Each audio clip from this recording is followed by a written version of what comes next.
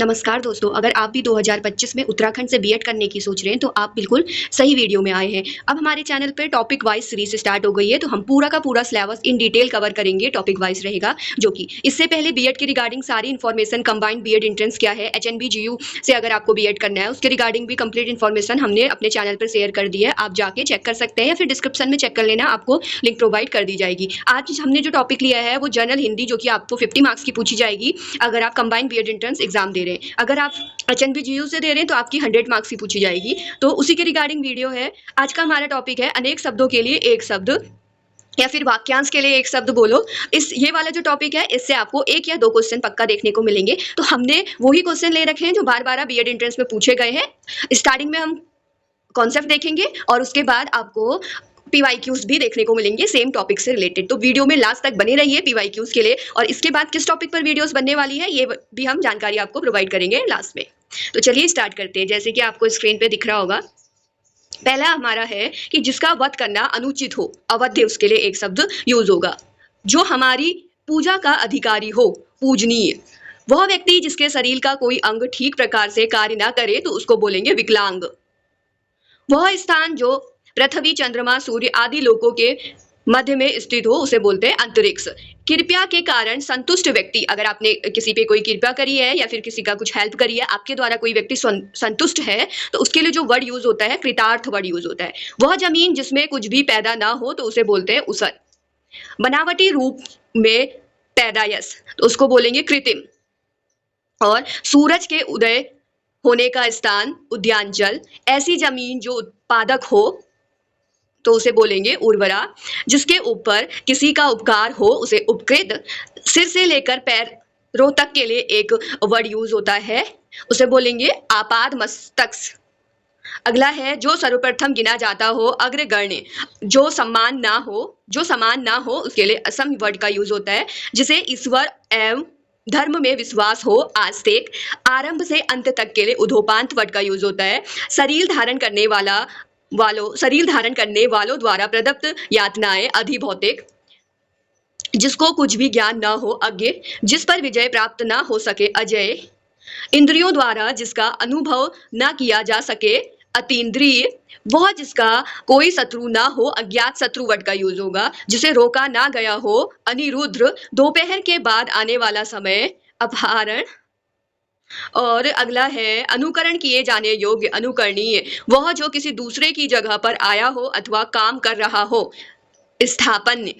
वे भाई जिसकी उत्पत्ति एक ही माँ से हो उसे बोलेंगे सहोदर। शरण में आया हुआ, शरणागत। शरण पाने की इच्छा रखने वाला, शरणार्थी।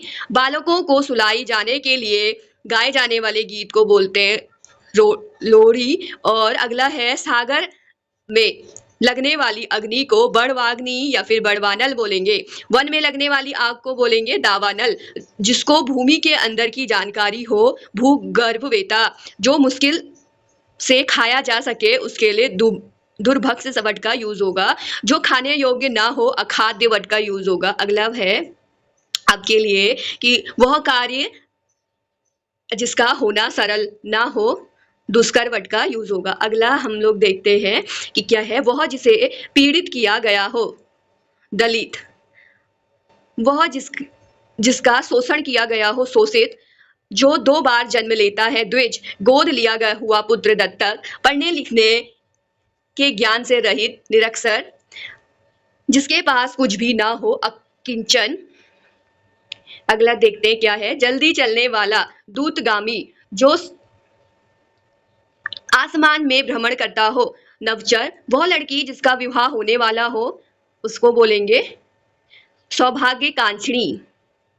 दूर की बातों को सोचने वाला, दूरदर्शी। भूत, वर्तमान व भविष्य को जानने वाला, त्रिकालदर्शी। जो खाने योग्य ना हो, खाद्य, अखाद्य होगा। और जो खाने योग्य हो उसके लिए खाद्य शब्द का यूज होगा। वह स्थान जो दोनों भ्रकुटियों के मध्य स्थित हो, त्रिकुटी।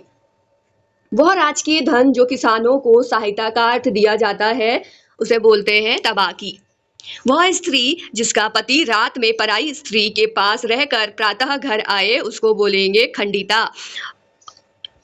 अगला है जिसको पार होने की अभिलाषा हो, तितिक्षु तितिक्षु। अगला है कि जिसको मोक्ष की इच्छा हो, मिमुक्षु।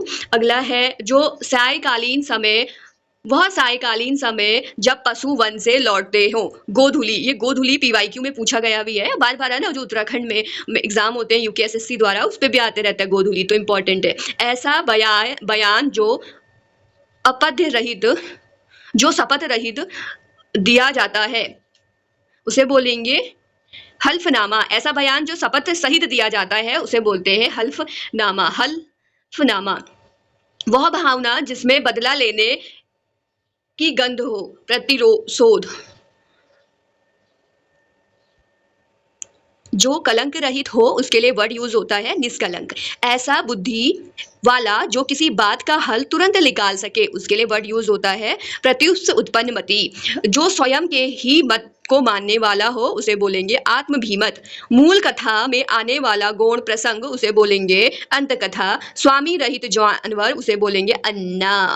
अगला है, देखिए अब ये इंपॉर्टेंट जो थे वो खत्म हो गए, आप लोग स्क्रीनशॉट लेके पढ़ सकते हैं। पीडीएफ के लिए आप टेलीग्राम चैनल ज्वाइन करिए, वहां पे मिल जाएंगे।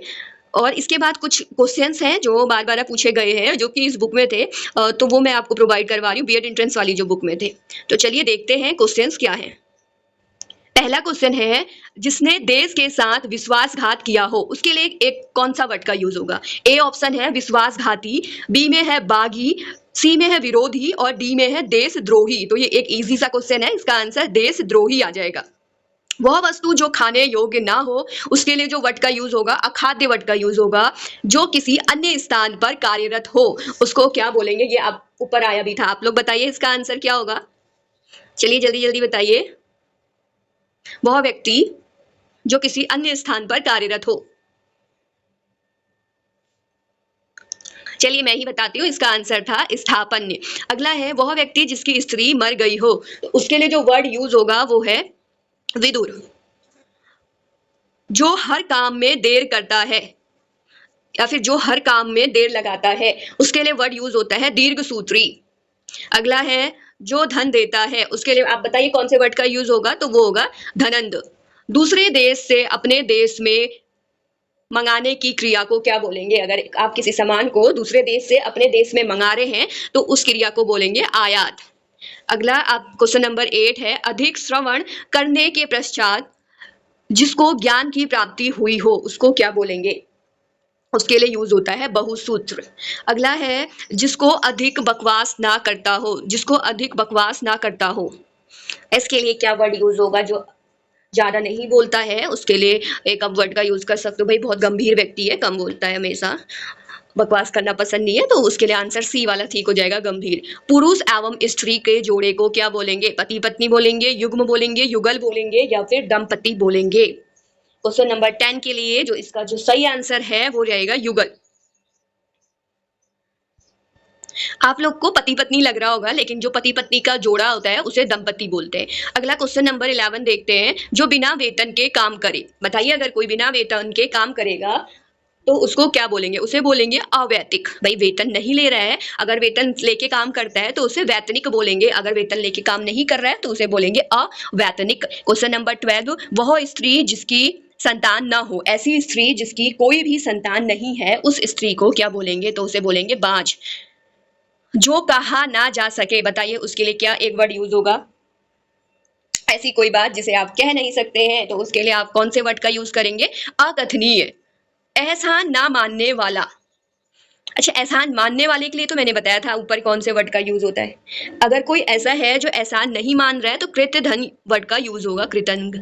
अगला है क्वेश्चन नंबर 15, जिसके राष्ट्र के हित में अपना जीवन बलिदान कर दिया हो, जिसने राष्ट्र के हित में अपना जीवन बलिदान कर दिया हो उसे बोलेंगे शहीद। जिस पर विजय प्राप्त कर ली गई हो, ऐसा कोई जिस पे विजय प्राप्त कर ली गई हो उसके लिए वर्ड यूज होगा विजित। जो केवल एक आंख वाला हो, एक आंख वाले को एकाक्षी बोलते हैं। जिसका जन्म उच्च कुल में हुआ हो उसको क्या बोलेंगे? बताइए, अगर किसी का जन्म ऊंचे कुल में हुआ है, उच्च कुल में हुआ है तो उसे बोलेंगे कुलीन। अगला है आपके लिए कि बरसात के 4 महीने, बरसात के 4 महीने को आप लोग क्या बोलते हैं? बताइए, बसंत ऋतु बोलते हैं, पावस बोलते हैं या फिर हरित मास बोलते हैं या चातुर्मास बोलते हैं? तो आप कमेंट करना किसको इसका आंसर पता था। फिलहाल के लिए मैं बता देती हूँ, इसका आंसर है चातुर्मास, बरसात के 4 महीने को। हर एक बात में व्यर्थ टांग अड़ाने वाले व्यक्ति को क्या बोलेंगे भाई? हर बात पे व्यर्थ की टांग अड़ा दे रहा है, ऐसे व्यक्ति को हम लोग बोलते हैं। इसके लिए जो वर्ड यूज होगा ऑप्शन नंबर डी ठीक है, दाल भात में मुसलचंद। बेसिकली ये एक कहावत है कि हर बात पे अगर कोई व्यक्ति टांग अड़ा रहा है तो उसके लिए हम बोल सकते हैं ये तो दाल भात में मूसल-चंद है। अगला क्वेश्चन नंबर 11 है, कार्य को नए ढंग से करने की पद्धति को क्या बोलते हैं? तो कार्य को नए ढंग से करने की पद्धति को आधुनिकीकरण बोलते हैं। तो आज की वीडियो में इतना ही था। अगर आपको वीडियो अच्छी लगी है तो ज़्यादा से ज़्यादा वीडियोस को शेयर करिए और कमेंट में अपना रिव्यू दीजिए कि हाँ आपको कैसे लगी करके वीडियो। और अगर आपको किस टॉपिक पे वीडियो चाहिए ये आप लोग कमेंट करिए कि इसके बाद मुझे कौन से टॉपिक पे वीडियो बनानी है, मैं उसी टॉपिक पे बनाऊंगी। तो चलिए मिलते हैं अगली वीडियो में, और आपके कमेंट का वेट रहेगा, उसी के साथ अगली वीडियो आएगी। Thank you for watching.